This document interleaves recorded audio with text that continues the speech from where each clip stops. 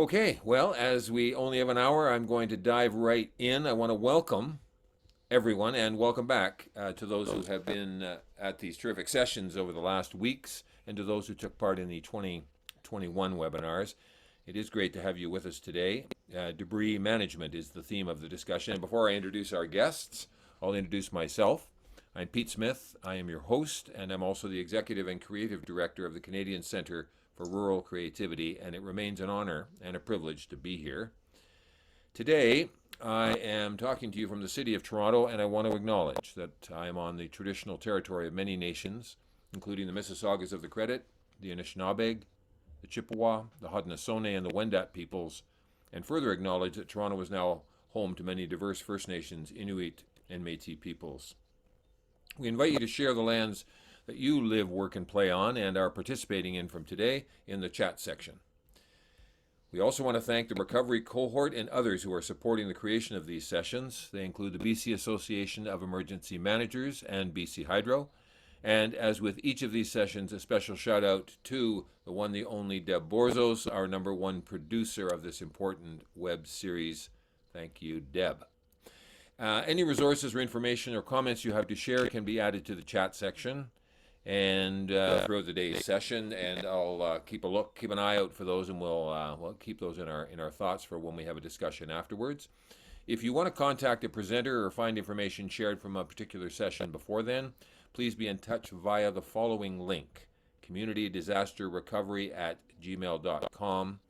Alexa, our IT producer, will post it in the chat along with links for the British Columbia Association for Emergency Managers and for the Canadian Centre for Rural Creativity. The sessions are being recorded and will be kept on the BC Association of Emergency website. Usually it takes about a week or so to get them up there, but just be patient with us. They will be there. Now, during the presentations, we ask that you leave your video and audio turned off, not our guests. As for some attending, it can offer challenges with instability of connection. As I mentioned, we have an hour or so I will get right at it. The format is I'll introduce each guest and we'll then turn things over to them one at a time. They each have approximately 20 minutes, and then we'll save the Q&A for after the second presentation, time permitting. And I'll keep an eye on the chat, as mentioned, of your questions, observations, reflections, etc., as the presenters give us their insights, and we'll get to as many of those as we are able following the presentations. So it gives me great pleasure to introduce you to Christian George, who it's 7 a.m. where Christian is in Australia, and after spending 15 years in the Australian military as an army officer, Christian started working at Bushfire Recovery Victoria, the BRV, as the organization was formed in response to the devastating 2019 Black Summer bushfires. As the dedicated state recovery agency, BRV provides a range of relief and recovery options for the state of Victoria in Australia. Christian has led state coordinated cleanups for the 2019 to 2021 bushfires and the 2021 storm and flood.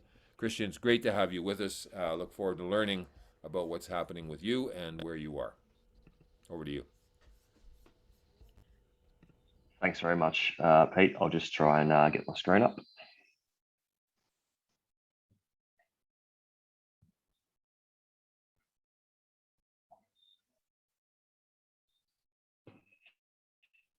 Can you confirm when you can see those slides, please?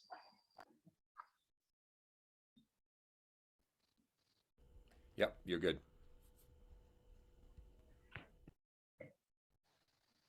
No worries. Hello, everybody. I come to you today from Wurundjeri country, members of the Kulin Nation. Pay my respects to their elders, past, present, and emerging. So as Peter's introduced, I'm from Bushfire Recovery Victoria, Victoria being the southernmost state of mainland Australia. And I'll talk about some cleanup programs and with a particular focus today on debris management. I would say that my presentation is largely visual. I think that is the best way of relaying some of the challenges and results that we've achieved.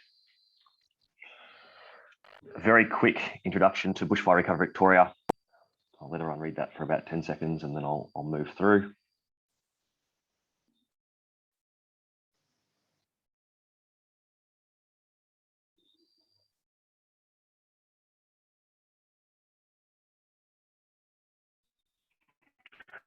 I would note the key themes that bushfire recovery was founded on is community-based recovery, and I'll talk to that a lot throughout this presentation.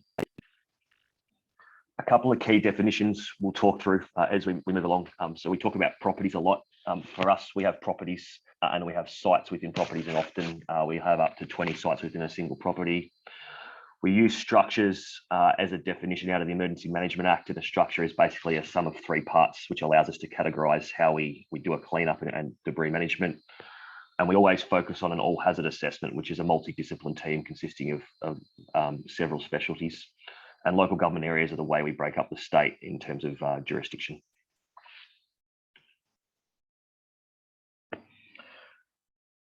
So in the back end of 2019 and the start of 2020, the states of New South Wales and Victoria suffered devastating human loss in the Black Summer bushfires. As a result, bushfire recovery was formed. And as you can see by the statistics displayed at the top of the slide, around 742 properties registered for cleanup in Victoria.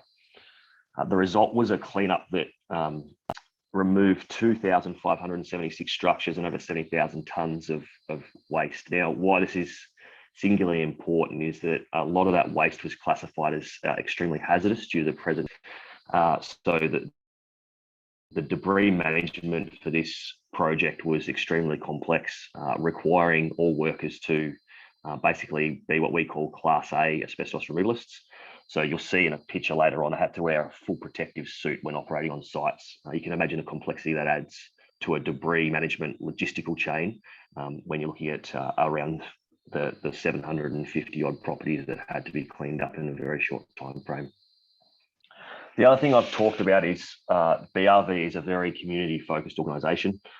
So the 600 odd full-time contractors we had, local industry content was above 50%, which means of the small towns that were devastated by this fire, over 50% of the workforce that contributed to the actual cleanup came from those local towns that were actually hit by the fire. So really focusing on putting a lot of emphasis, a lot of work and a lot of money back into those small towns through the cleanup program. So for context, I've just got a small map on the left-hand side of your screen, which shows the 12 zones in which the cleanup took place. With the 3 dedicated landfill sites. I should note that each one of those landfill sites was accompanied by a dedicated recycling plant, which really focused around concrete recycling. The picture on your right is overly important because it demonstrates the I suppose the hazardous nature of the material I talked about, but also that the 2 forms of recycling we were able to focus on as part of the bushfire were concrete slabs being pulled up and then crushed and used for crushed rock driveways to move heavy machinery in. And there was around 10% of that out of the program.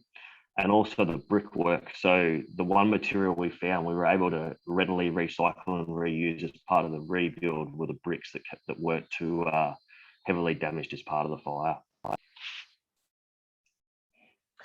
I'm going to move on now away from the bushfire cleanup and head into the storm and floods. This is where I'd like to focus today's presentation from BRV, and mainly because of the what we think success of the recycling program that's worked as part of the debris management process. So in June 2021, we basically had a catastrophic storm event that ripped across the state. You can see large parts of the state were affected. So flood was a portion of that event, but it was mainly a very high wind event, which resulted in significant damage to large areas of the state. We had over 1,000 properties across 41 LGAs register for cleanup, which meant that they either had a hazardous tree that had moved through the structure and destroyed the structure, or a hazardous tree that was overhanging their structure. And their structure is normally defined as a primary place of residence.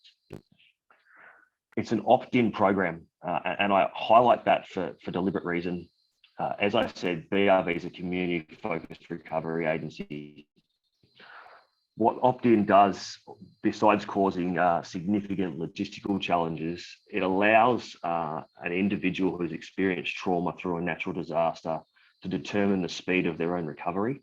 And that means that they can actually sign up for a cleanup when they're ready over a specific time frame. We found that to be extremely effective in allowing people to manage their own recovery and basically determine the timeframes in which they wish a cleanup to occur.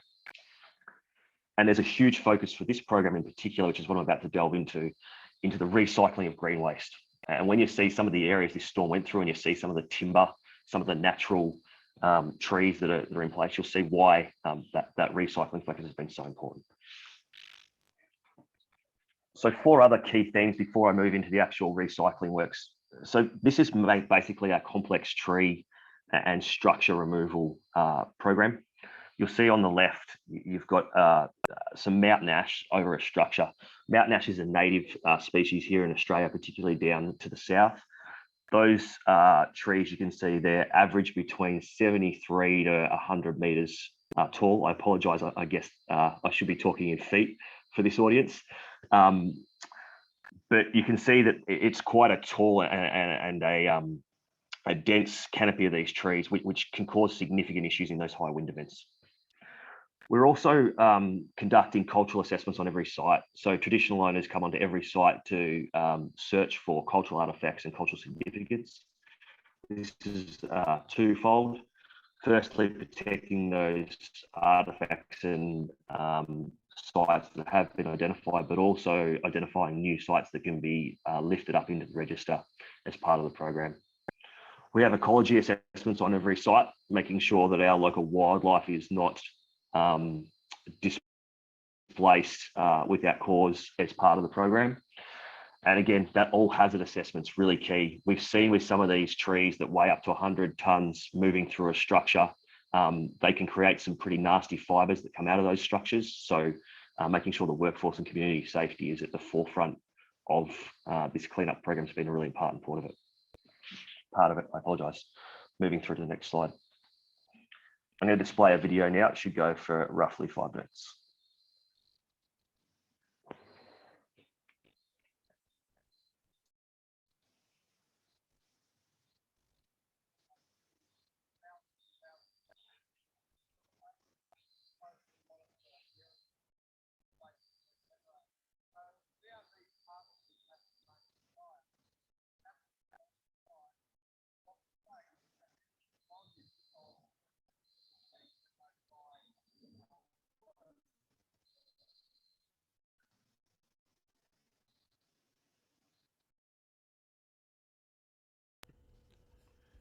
Christian, we're not getting any sound. If that's the, if there is sound.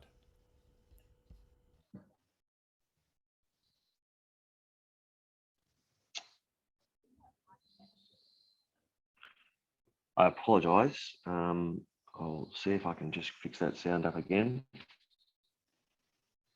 couple of comments. You need to share the audio on the top tab is one comment from Wiley. The video is slow and not working well. Can you provide us a link to the video if possible? Thank you.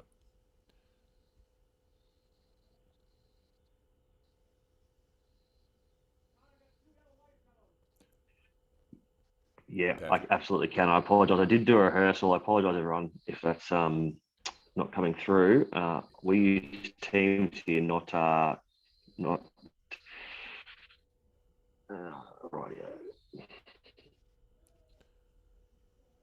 I'm going to again. We'll just maybe if you shut off your video too, just while it's Jobs playing. local, and they're paying all of shared sound piece. So hopefully this one will work a bit better. Okay, I heard something there. Okay, go ahead. Thanks.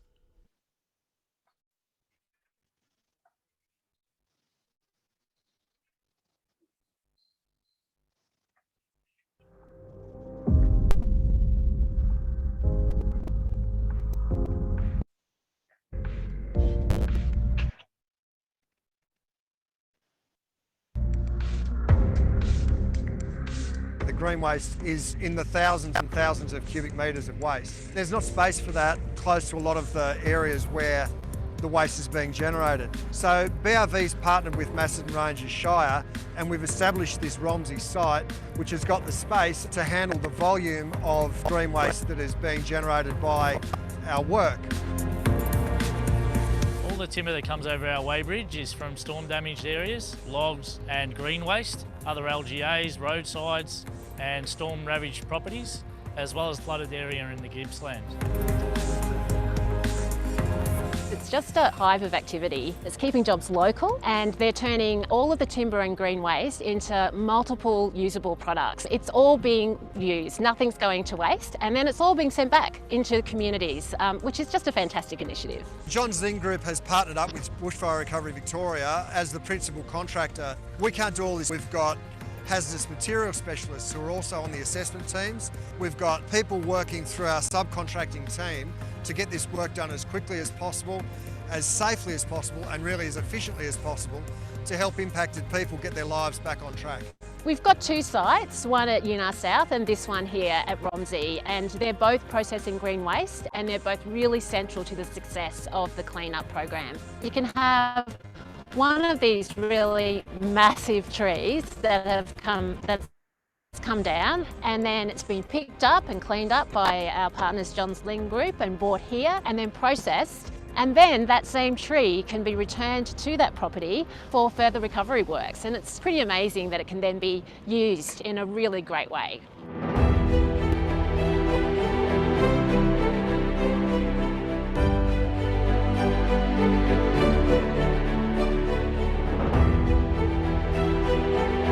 They'll get sort of weedy and algae and stuff like that will grow on them. That'll be great. We're taking 2 truckloads of these reap balls behind me up to our fish hatchery at Arcadia. Snags like this are great for fish habitat and river health. Large fish like our Murray cod and golden perch love to hide in them, and they sit there and they'll wait for prey and ambush them from behind the snags. Smaller fish also hiding away from the larger predators, so it creates a really valuable asset for our fish out lagoon at Arcadia. Whether it's being used for mulch or firewood or fence posts, it's just fantastic to see that all of the timber is being well utilised. This is our weighbridge. It's 36 metres long. We use this to assess how much tonnage has it come from each property and report that back to BRV so that they can assess how much damage there was within the state. They empty into our processing area. The timber's then sorted and graded and then either milled or turned into mulch. This station here, we're putting point tree planting programs. The offcuts from the stakes are then placed into bags for smoking chips. We've got a lot of Australian hardwood, eucalypts and other species, and we're turning them into fence posts and tree stakes, hoping to get back into the affected LGAs and into the affected farms themselves. Each member of the community can register and get 2 metres of our split firewood. It's great to see all this timber going back into the rivers and lakes and dams and lagoons around Victoria. Everything from the tip of the tree right down to the roots and the sawdust that we create in our process is repurposed. The VFA, along with the Department of Environment and all the catchment management authorities across Victoria, have used all these snags extensively in river systems and water systems across Victoria. We can't change what happened to communities on the 9th and 10th of June, but what we can do is work really collaboratively with our partners to help solve some of the wicked problems that come up in recovery.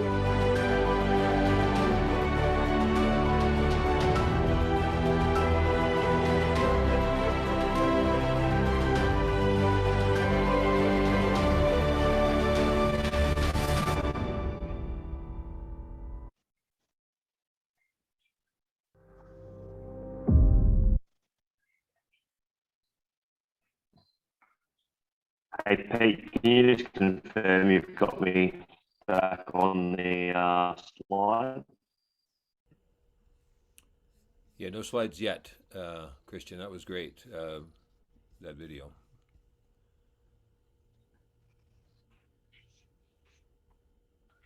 Thank you. Apologise for the technical issues up front.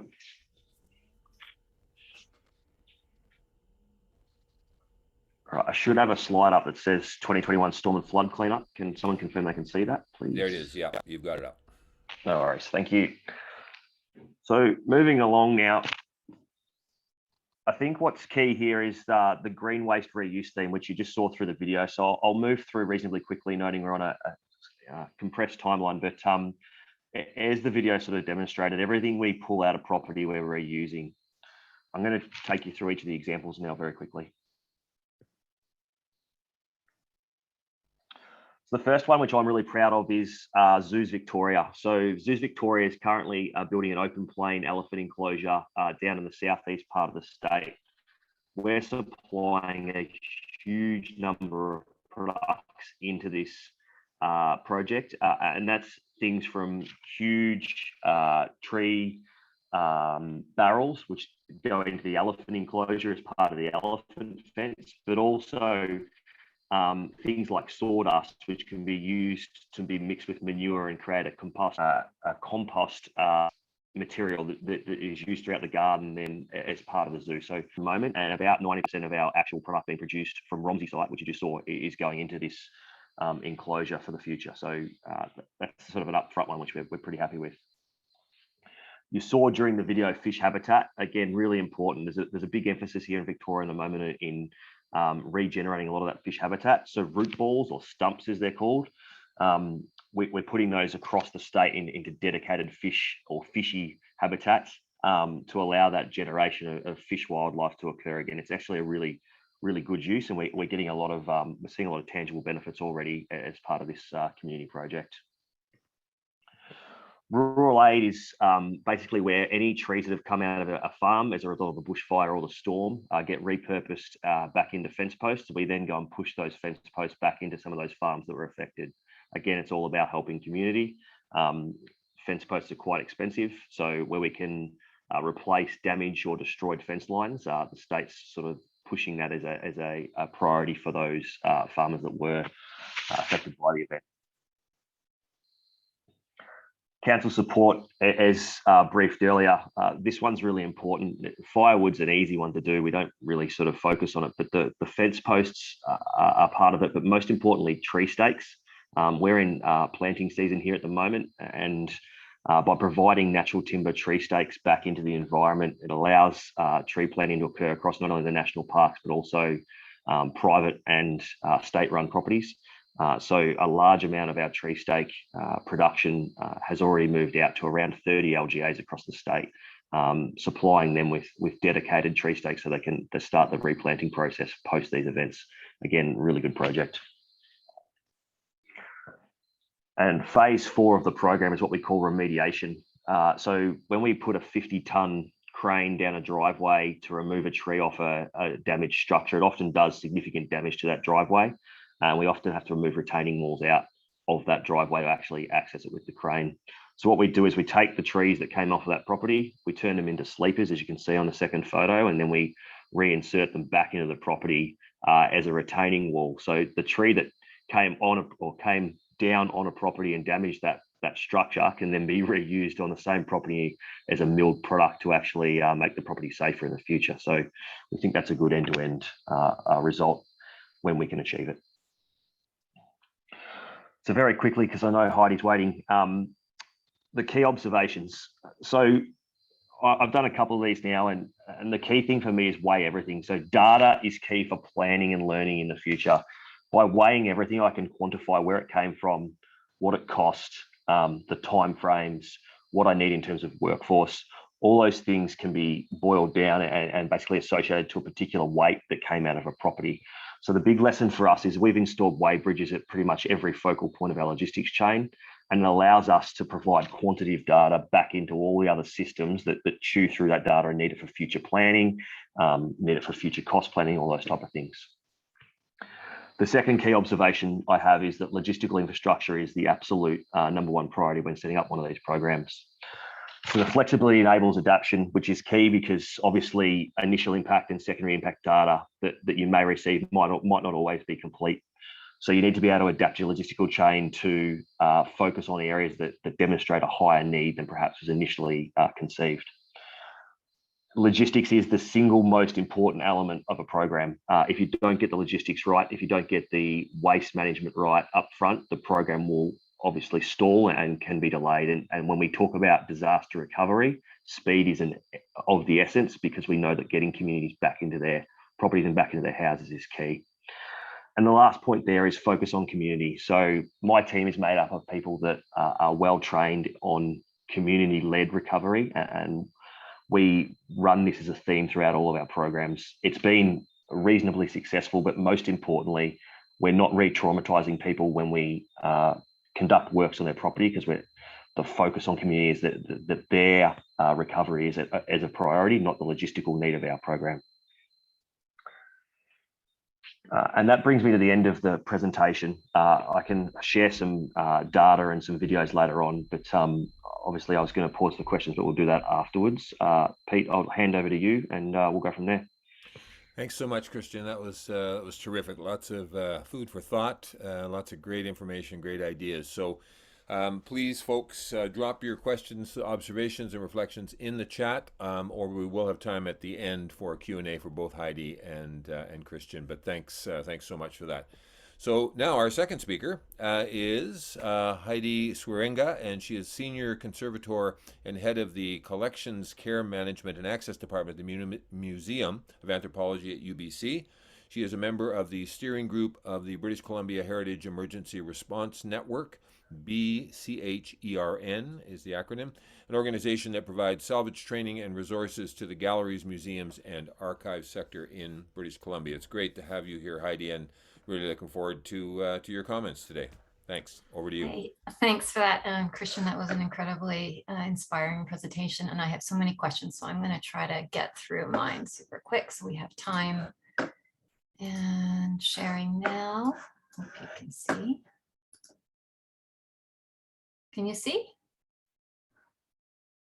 Somebody, I've lost y'all, so somebody just has to say yes. Yes, okay. It's great. Thanks, Peter.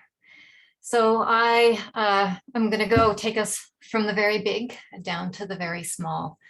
And just first, I wanted to start out by acknowledging that the BC HERN practices and assists with heritage all throughout the province of British Columbia, which covers many different Indigenous territories. But I'm particularly privileged to be working from the Musqueam Traditional Territory, on which the University of British Columbia sits. And because of that, I think our work has been made much stronger. So I'm going to take just a few moments here to talk a little bit about what BC HERN is. And really, there's so much to say that I'm going to keep it just in a nutshell to say that it is an organization that we pulled together to try to bring supports to the diverse communities that house or manage or own the cultural heritage throughout the province. And it came about, there was a few incidences in around 2013, 2012, 2014, where there was a series of localized emergencies. And this is one example that took place at my own institution, the Museum of Anthropology. And another really critical one was a fire at the Umista Cultural Center, which is up in Alert Bay, way up the coast, Vancouver Island, so relatively remote location. And with these different experiences, we found the penny kind of dropped for us when we finally understood that there was no organized response system set up for, let alone the province and the country as a whole. So we decided that we needed to do something about that. So we created a model that we're hoping other people will steal and copy and reproduce throughout the country. So for BC, again, just in a nutshell, we have, for our own organizational purposes, organized the province into discrete zones, geographical regions. And within those regions, we organize our support lists. So people who have joined the network and who have training are then called upon to support others within their region. And we also have emergency kits scattered throughout the province. One of the things that we found that caused us to start this program was because people are encouraged to have their own salvage supplies within their institutions, but sometimes it's cost prohibitive or it's simply the last priority, given the other pressures and demands that they have within their institutions. So we wanted to make sure that the supplies were available when needed.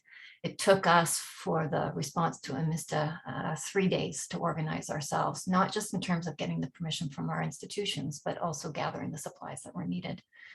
So in order to make a strong community of responders, we focus on training. So we have a lot of resources available, including a series of webinars and then in-person training. which now thanks to COVID, we like to find the silver linings. We have a remotely facilitated workshop series that we deliver. And you can find more information on our website, but for our 2022-23 workshop series, we have 4 that are throughout the Lower Mainland, Vancouver Island, and the Prince George area, and then out to Rosslyn as well.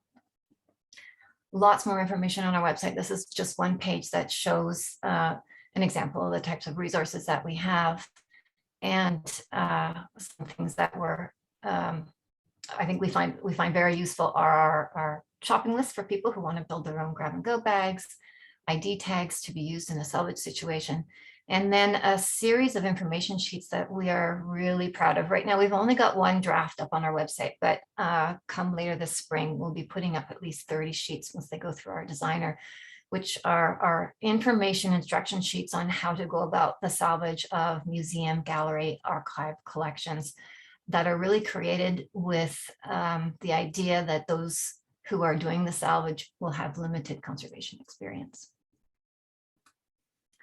So that brings me to the case study that we're going to go through now. And I just want to give a big word of thanks to Lorna Fendritz, who's given me permission today to share the story of what happened to her institution during the Lytton Creek fire, when the fire took down the entire town. She had created and built this institution and lost almost everything with that fire. And after quite a long wait of several months waiting for permissions to enter the site, we were finally able to help. And we did that with the assistance of Rubicon Canada, who were there already on the sites, helping us through the health and safety protocols and getting us access to the different sites. And this is just one site that we attended when we were there. And I'm just going to walk you through the pathway of this example of understanding how we are able to find what is of value within the site when it looks like there is absolutely nothing there. And this is Lorna, and without her help and the help of any of the managers or holders of collections and people who are familiar with the site, it's much, much more difficult to do this work. So Lorna provide us with site maps and specific instructions on where we should start our explorations, where the critical collections to be salvaged would have been located in the institution prior to fire, and where there were things that we should ignore. The image on the bottom is, for example, the cups that were in the cafe area, which could be easily replaced and wasn't a place where we should be spending our time. And this sort of gives you an overall impression of the site and how it really does look that there is little to be found there, given the incredible devastation that has been brought upon the site. But what we were able to do with Lorna's help is create the pathways to those more critical areas. And so the first day would be spent making the pathway. And we did that with the help of spotters who would stand on the outside perimeter, making sure that we were aware of hazards and then referring back to the map to point us in the right direction. Lorna would give us critical information and talk about her collection and what within the collection was most meaningful to her. And she talked about the series of railway teapots, which were quite rare and quite important to her. And she had no or little hope that we would be able to find them. But sure enough, and part thankfully to the fact that these are tinware glazed, high fired ceramics, we actually were able to find a number of them in very good condition. And so these two pictures sort of show you the pathway from discovery underneath several layers of ash and debris up to removing them, taking them out of the site, and then moving them onto a triage station where the preliminary hazardous materials would be removed prior to the washing. And then that sort process would happen not just for whole intact pieces, but also small, tiny shards. And this is an image of Lorna working with one of our team members, Tara Fraser, looking at the small pieces that would either be retained based on Lorna's decision or put into a debris pile, and then they would be left there or returned back to the site. And sometimes you think it might be really easy. Something's intact, and the glaze is only slightly modified because of the heat. But there was one example that I had when I was down in the foundation, and I found a very small shard of a very white, very small white ceramic with a very beautiful blue pattern on it. And I put it in the basket and sent it up because I thought, what a beautiful blue flower. And later I found that Lorna was delighted with that shard because it represented a very special example of a rare pattern that would not be easily replaced. And it's, for me, it was a big lesson, because if you're making decisions down there on the bottom without the information from the person who knows the collections best, you can be making lots of mistakes. And I've included this picture just to show you how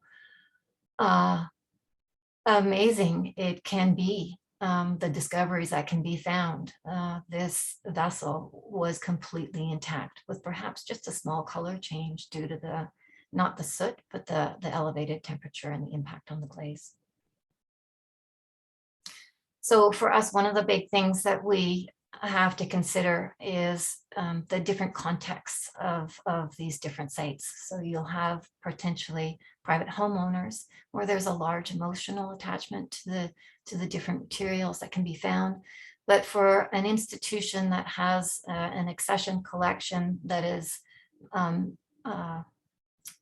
managed by a larger group of people, or a board, or a university, the conversations around what can be discarded, what can be considered to be disposable versus what has to be retained can actually be quite lengthy and complicated.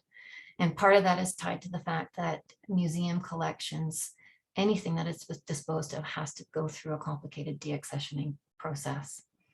So what we do, we make sure that we do, and what we know is critical, is to do a lot of documentation, not just about the process that we go through, but about the pieces that we find as well.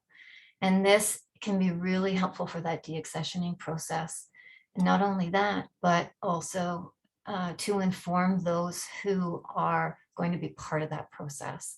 So whether it is a board or a group of elders who are making those final decisions. And also critically is the information that gets passed on to the insurance companies as these institutions are trying to move forward to make their claims. And then particularly important for us is the salvage. It doesn't end when the piece is just brought up to the surface, because what was found to be an almost complete vessel can then be damaged as it's moved to its new location. So packing and the safe containment of those things and the movement of those objects becomes equally as critical as the initial discovery. And then I have a few images here of that really go to show how easy it is to make the mistake of assuming something is debris versus a treasure. And the image on the left is one of those railway teapots, but over top of it, it has been fused with a glass display shelf that is now fused to cover it. And we found that it was quite easy to completely remove that shelf just by tapping it with a hammer in a few choice locations. Other pieces like the vessel on the far right, the glass shelves became fused within the glaze layer itself. But the vessel determined by Lorna may still have some value, because you can see that the collections number is still there. So she's able to tie that back to her record. So it becomes that much more critical when talking to the insurance company, because she can say, this is exactly the piece that I have lost. In other situations, those catalog numbers had been completely lost because of the heat. The basket on the left is no longer something that can be handled or used, but it still provides important information about the woven structure and the techniques that were used. And then here again, the image on the left is from Lorna. This is the photography that she had done to document her collection as part of her catalog record. And then on the right is the after picture after recovery. So the glaze has completely changed because it's been overfired, but she still has a record of that piece. And as we move through the process, she started making decisions about what would be retained, even though it was no longer perhaps a suitable example of that technique to put into the museum, but it served as a part of the story. And some of these pieces will be going back into her institution to tell the story of the fire. And just last, Christian also mentioned this, but personal safety when doing any of this work is absolutely critical. It's really uncomfortable. And that's all. Wow, that was great, Heidi. The marriage between these two presentations just kept hitting me over and over again as you were talking, and I certainly learned a lot from both of you. Something you said was find what is of value. And I just thought about what Christian was talking about with regards to turning some of those trees into driveway fences, into mulch, into firewood, what have you, and you finding those treasures. And I just think it's such a, at least in my life, a shift in our thinking. I think often everything we throw away and throw away and throw away, don't worry about it, it's not recoverable. But just I found a lot of linkages between both of what you had to say, and yet very different in many ways. So I thank you both for really an enlightening conversation. There is a question in the chat, and I've got a few other questions. And folks, just keep dropping any thoughts or observations into the chat, and I'll get them to Christian and Heidi. So this is for you, Christian, I think, but it could apply to both. What tools have you developed to estimate debris types and amounts, especially with fire? So I guess it does pertain to both. Christian, maybe you could take that first. Yeah, thanks, Pete.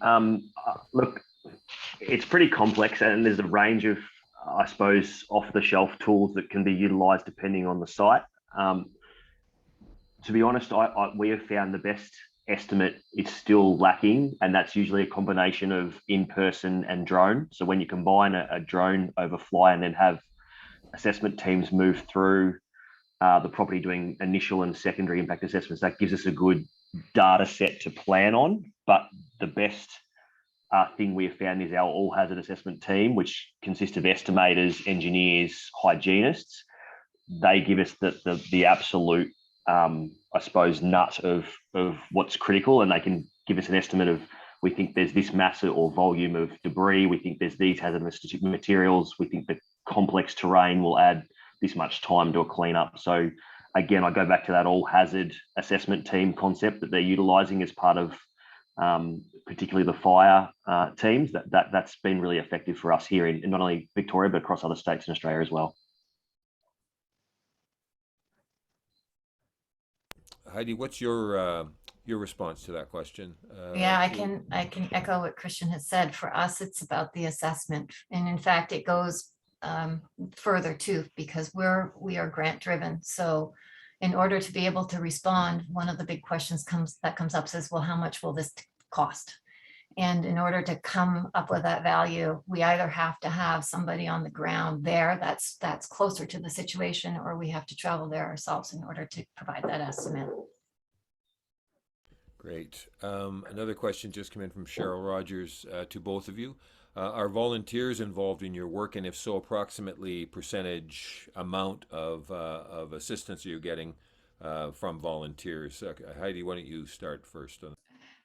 Yeah, 100% volunteers. So all of the BC Hearn work is off the side of our desks.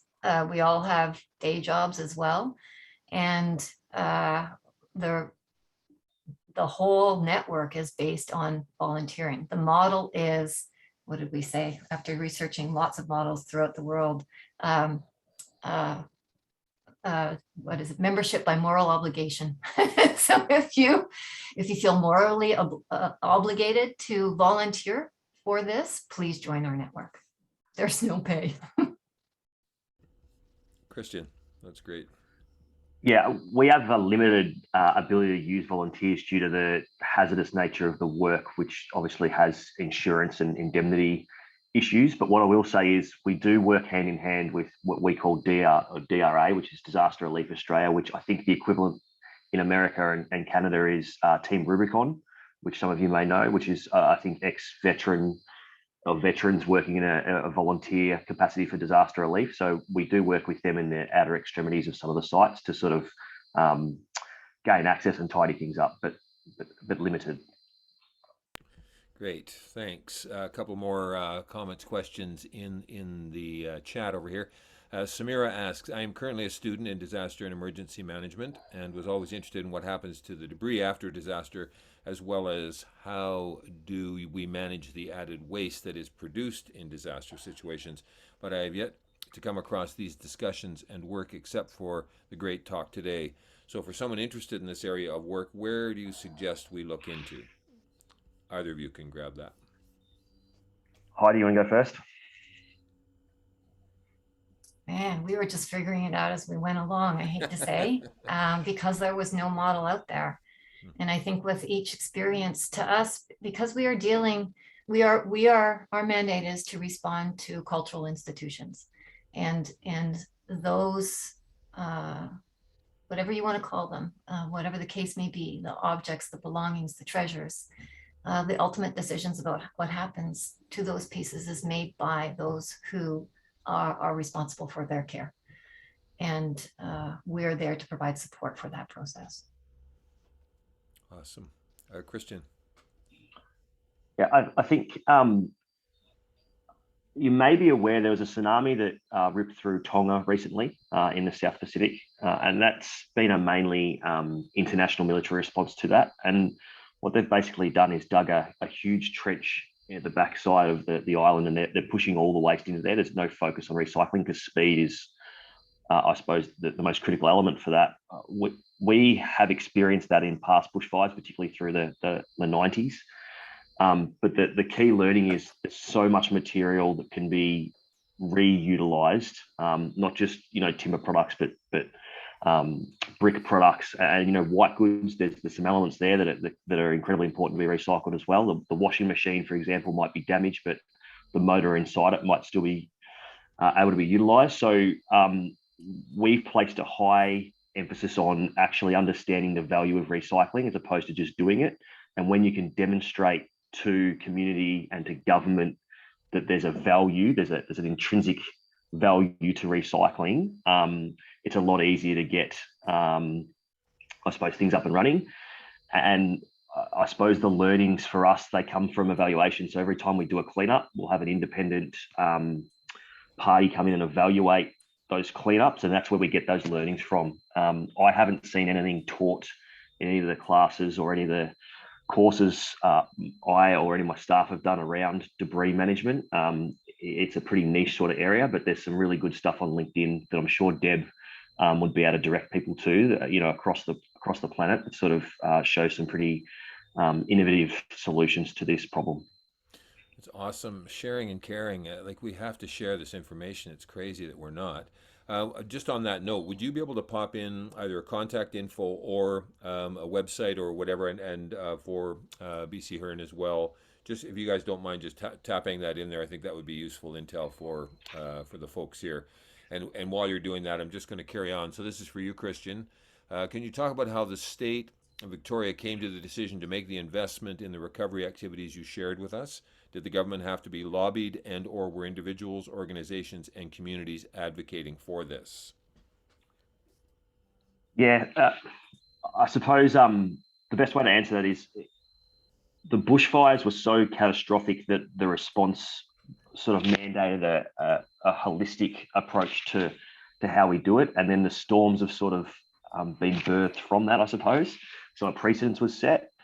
So I think the best way to answer that is just the nature of the 2019 bushfire, which I'm sure you all would have seen in the news. It sort of led to bringing the organisation together, and the organisation has adapted from there. So literally out of the ashes, like a phoenix, is the way the solutions have sort of come about. Great. This is for you, Heidi. Has BC Hearn been called upon by Emergency Management BC to provide their expertise? Actually, this networking thing goes beyond just the individual institutions, but also the organizations that are supporting the province kind of writ large in disaster and emergency response. So we're starting to learn more about each other and connecting around different sites that come to the attention of EMBC where conservation resources are required. And BC Hearn is kind of providing that connection between the conservators and even the Canadian Conservation Institute in Ottawa to come up with solutions for communities. Awesome. Samira, there's actually a comment for you in there, I think, response to your question as well, which I encourage you to have a look at. A couple of other questions that come up for you, Christian, you can weigh in if Heidi, there's a few of them here. Why such a heavy focus on recycling given that speed is usually paramount when conducting a coordinated cleanup? Yeah, I'll go first, Pete. Look, it's a really valid comment. I would say that if you set your logistics chain up correctly, then recycling doesn't come at a cost to speed. I think that's the point I was trying to make in that last sort of observation is you can still do things incredibly quickly and recycle and reuse if you set the right logistical structure up at the back or the front end of the program. Awesome. Heidi, how would you handle a salvage operation where the owner of the site was unavailable to assist with the decision relating to what should be retained versus what should be disposed of?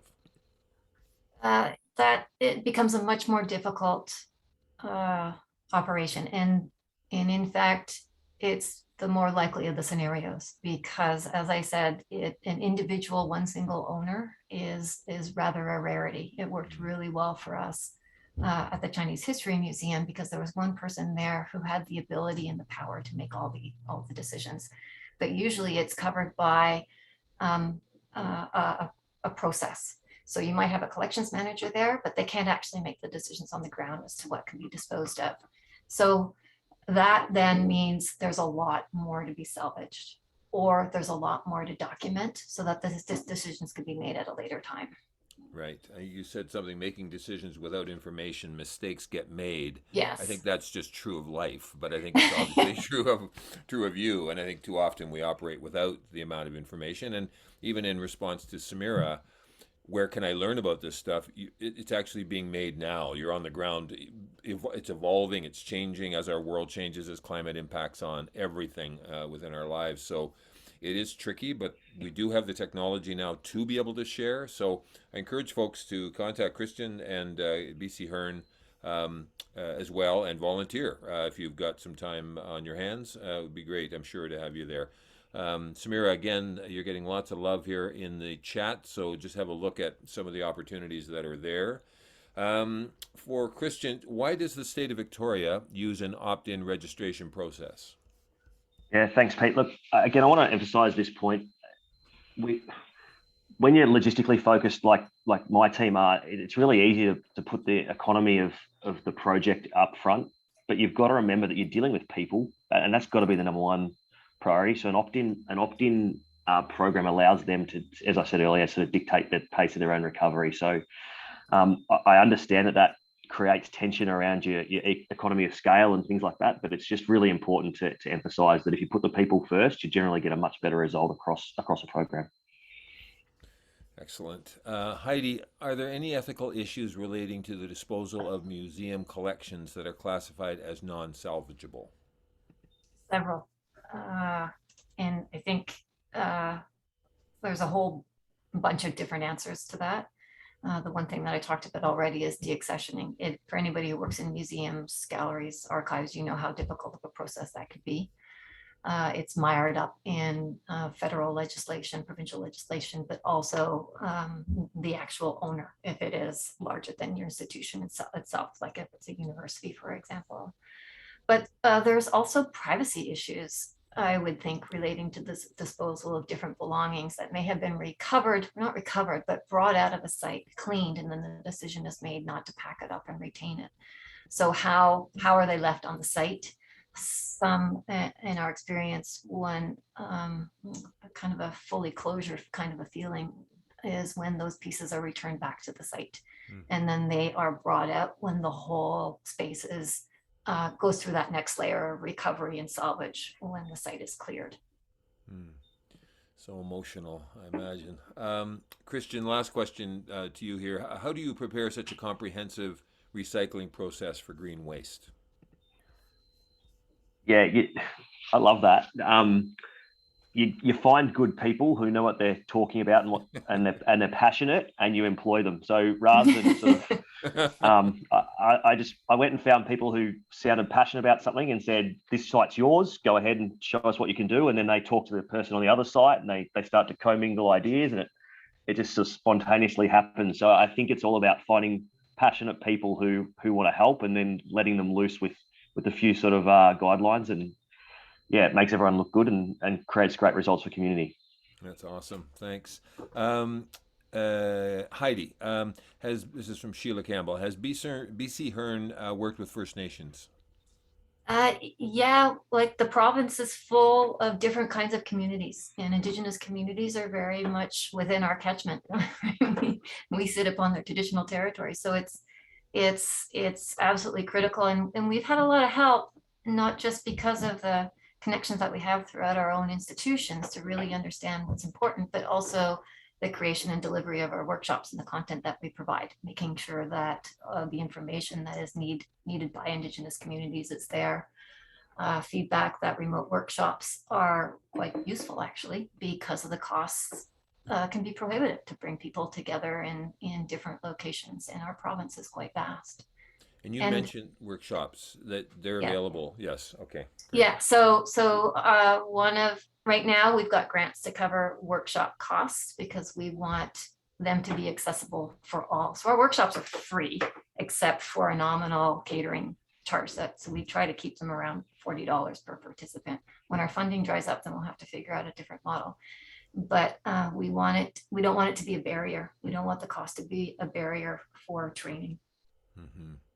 Well, I think the more stories that are told, like the stories you both told today, the more committed folks will become. I mean, it makes a lot of sense, not only economic, but social, community built. Like, there's so many reasons why folks should be looking in your direction for a way forward. So I want to thank you both. It's been amazing. The hours whipped right by. Thank you for coming in so early in the morning, Christian, or maybe you're an early bird, I don't know. And Heidi, great to meet you both. It's just been great. Now, hold on, Patrick. For community-based emergency plans, BC Hearn should be one of the stakeholders you could have on your contact list to access funding for a response. The central contact would be EMBC, and the response could then be eligible for funding of expense through their system. So I don't know if you're aware of that, Heidi, but maybe that's something for you on that. That's from Patrick. Yeah, lots of one of the just one of the things I should note is that we are right now. I should note that the funding is from the provincial or the federal government through Heritage Canada, and then also the British Museums Association and Heritage Canada are big supporters of us as well. Great. Okay, we have reached the end of our hour. I have about a minute. We have another one coming up. So thank you again very much, you two. It's just been awesome. On March 16th, we're going to be exploring community foundations and funding. Kathy Humphreys and Rob Lemire from the BC Interior Community Foundation will be presenting about their organization, as well as we have a friend from the U.S., Brian Fogel from the Community Foundation of the Ozarks. And that's an interesting organization when it comes to foundations and assisting in recovery. Also in this session, encouraging folks to show up with their questions because this is an opportunity for you to impact on the organization, especially in BC, obviously, rather than the Ozarks. So have a look at our website, follow what's going on, but it'd be great to see you back here on the 16th. And I think, I don't know if I have time for this, but I'm going to indulge myself. But because of it, there is another disaster going on our planet right now, and we're all very aware of it. I would like to indulge myself, and you perhaps, with a poem from Taras Shevchenko, who is a Ukrainian poet. And he wrote this in 1847, but it's pertinent for today. So here we go, and we'll end on this. As the sun sets and the hills grow dark, as the bird song ends and fields fall silent, as the people laugh and take their rest, I watch. My heart hurries to the twilit gardens of Ukraine, and I hurry. Oh, how I hurry with my thoughts, as my heart yearns for rest. As the fields grow dark, as the groves grow dark, as the hills grow dark, I see a star, and I weep. Hey, you star, have you reached Ukraine? Do dark eyes scour the blue sky for you? Oh, don't they care? May they sleep if they don't. May they know nothing of my fate. And I will end on a little quote, a little more uplifting perhaps, but I do think that poem is appropriate.